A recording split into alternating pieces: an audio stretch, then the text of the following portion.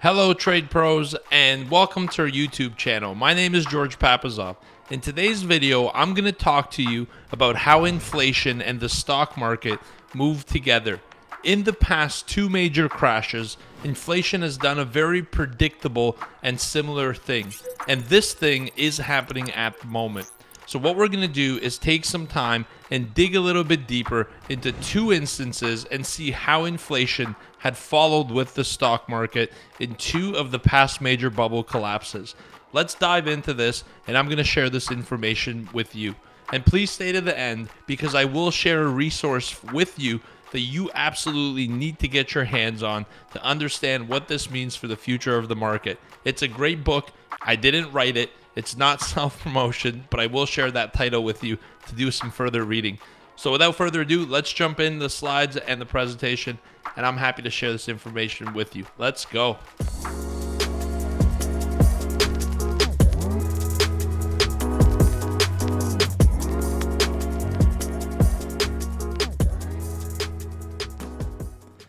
All right, so before we begin, I do want to mention a few things. First and foremost, inflation is an incredibly complicated concept, and you can get really deep into it. And the reason being is there are a lot of variables that move and affect inflation.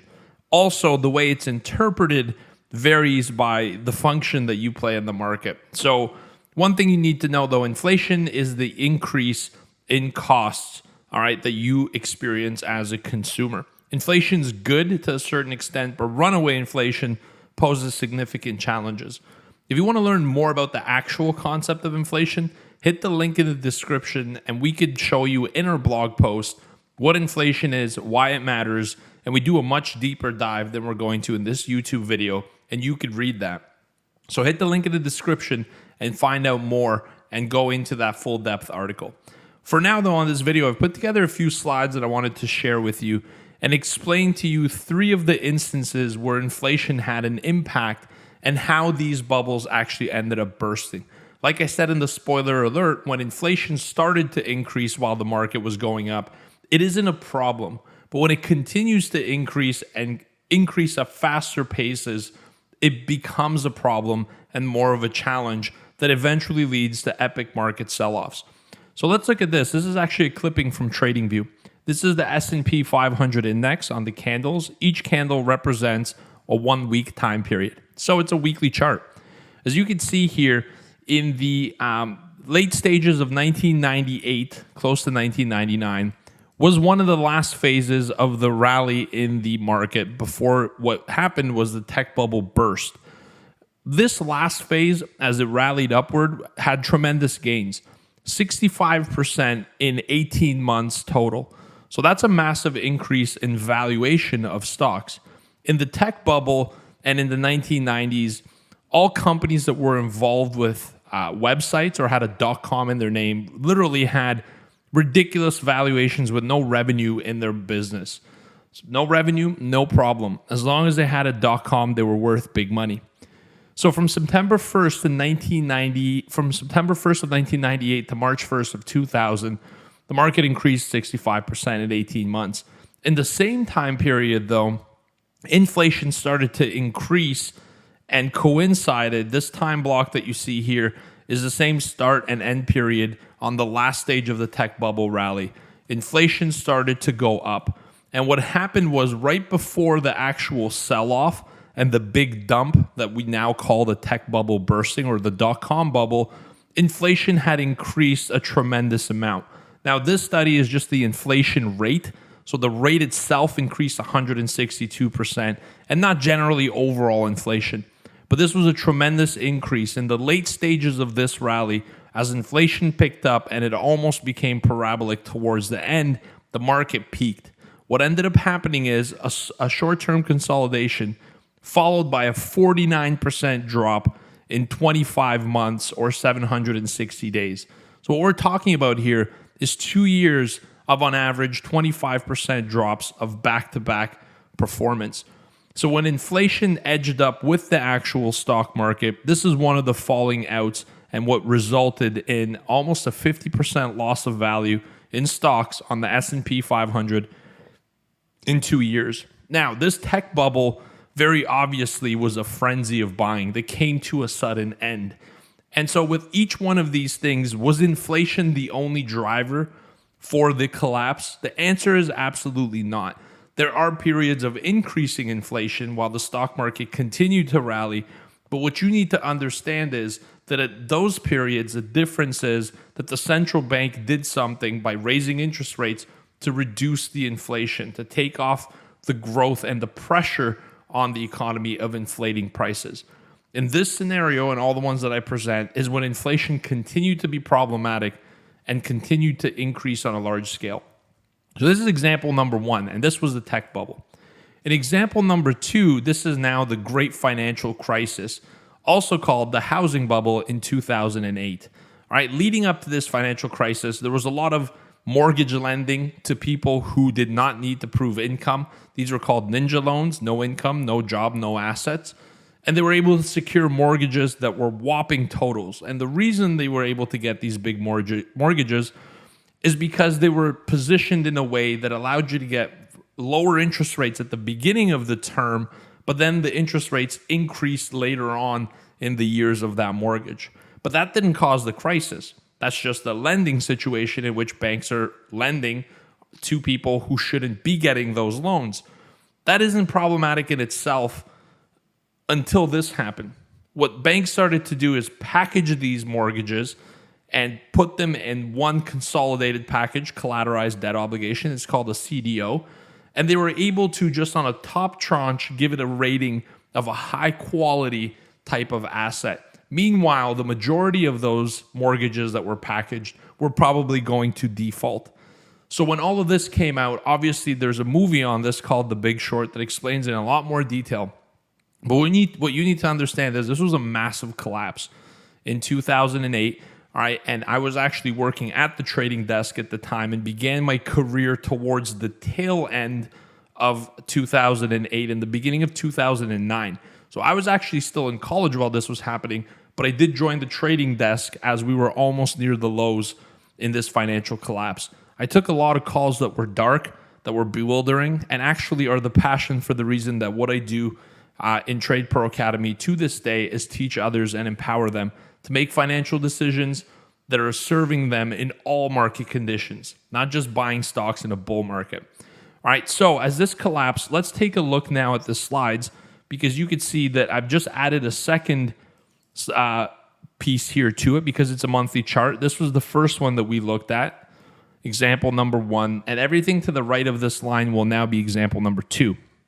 So in the housing bubble leading up to the collapse, we had a 100% increase in stock market valuation in 55 weeks or 1,673 days.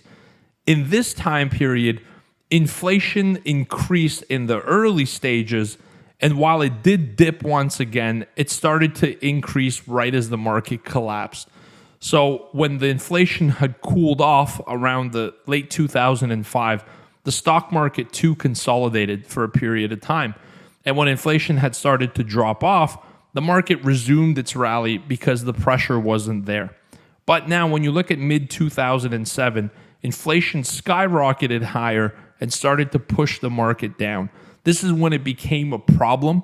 And once again, it was not the single cause, it was a symptom, but it's still important to realize that tracking inflation with the stock market, while it's not causation, there is strong correlation and it's inverse. So as inflation peaked in 2008, it spooked the market, the housing bubble collapsed, and the stock market here dropped 57.85% in 17 months or 518 days. This drop was much faster and deeper than the one before it with the dot-com bubble bursting. So this is yet another example. And the third one and last one that I want to show you is the one that we're currently in. Am I saying there's going to be a 60% drop or a 45, 49% drop in the market from where we are at the moment? The answer is most likely not, but we do need to understand and respect the fact that we could be in the moment in the biggest bubble of all called the central banking bubble. Will this be 21? Will it be in 22? We don't know, but there is signs and traces of the Federal Reserve losing control of monetary policy, especially in the last couple weeks and months. So this is something to observe very closely. Well, what has inflation done in the very recent past? We've had a 273% increase in the rate from the bottom of the pandemic low.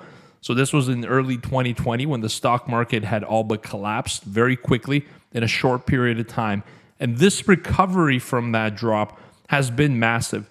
100% in just 16 months, or 486%. So this upside has been really historic by all accounts. This is one of the biggest, it is not one of them, it is the single biggest bullish market in history in the amount of gains and the pace and how quickly they're happening. But at the same time, we're accompanied by a super high inflation rate as well. This is why a lot of market participants in today's markets are extremely worried and looking at this very, very closely. So yes, there is many things as traders and investors we're responsible at using as tools for forecasting. But one thing we could never forget is that a high inflation rate puts a lot of pressure on growth of companies and could eventually start to trigger or be accompanied by a crash in the stock market. This is the three scenarios I wanted to present to you. It's really only two, with the third being at the moment, but something for you to consider and to take on TradingView and start to play around with and do some deeper analysis for yourself, and most importantly, for the assets that you're using to trade and you rely on to earn an income. This indicator on TradingView is called the US inflation rate. You can add it and compare it to any stock symbol. What I wanted to do with this video is to simply get you interested in this topic, because there is a lot more that you could learn. I didn't write this book. I have read it. I really enjoy it. It's a 2-volume book by Ray Dalio, and it's called The Big Debt Crisis. What I love about this book is that it explains different types of recessions, whether they're inflationary, deflationary, and what caused them. And what I like about this is that he actually presents super tangible case studies of times in the past where economies, not just the United States, have actually started a recession due to inflationary pressure. And this is super important to learn and understand, because right before the pandemic collapse happened in 2020, around Christmas time, I actually purchased books reading about the next recession. I kid you not, the timing was spooky. And then a month later, COVID hit with a black swan event, and markets just tanked super quickly. So this is a book that I've read, and the second volume of it, where it's the case studies that he presents, is a must read for anyone interested in markets, investing, or trading. And I didn't write this book. I will put a link in the description where I'll probably get 20 cents if you purchase it on Amazon commission. And even if you don't use the link, get your hands on this book and check it out. You don't have to agree with what Ray Dalio says. I know that he's had an interesting recent past, but you do have to take that work seriously in this book. And I can tell you for a fact, I love it. Recommend it to you. Link is in the description at the bottom of the video. And you're going to get really further into the details of what we talked about with these last two recessions. And you're going to learn a ton and be able to identify other factors. Because really, inflation is a whole course that you would have to do on, and I could create one. But for this video, I just wanted to spark your interest with the correlation of the stock market and inflation, and pose the question to you. Do you think this high inflation cycle will run away, the Fed will lose control, and will lead to hyperinflation, or even worse, sending stock markets lower? Of those two, neither is preferable, and they often accompany one another. So I hope you enjoyed this little foray into the last few market crashes and how inflation related. And now you have another tool in your pocket and the experience of multiple market cycles, not just trading through one blindly. Thank you so much for watching this, and I hope you enjoyed it. All right, Trade Pros, thank you guys so much for watching. Would love to hear from you in the comments section. What was your biggest takeaway from this video? If you like this video, please hit the like button and subscribe to our channel, and be sure to hit the notifications bell to be alerted every time we have new content that comes out. We release videos daily. Thank you so much for watching. Have an amazing rest of your day, and always remember to manage that risk and trade like a trade pro. See you at the next video. Take care and goodbye.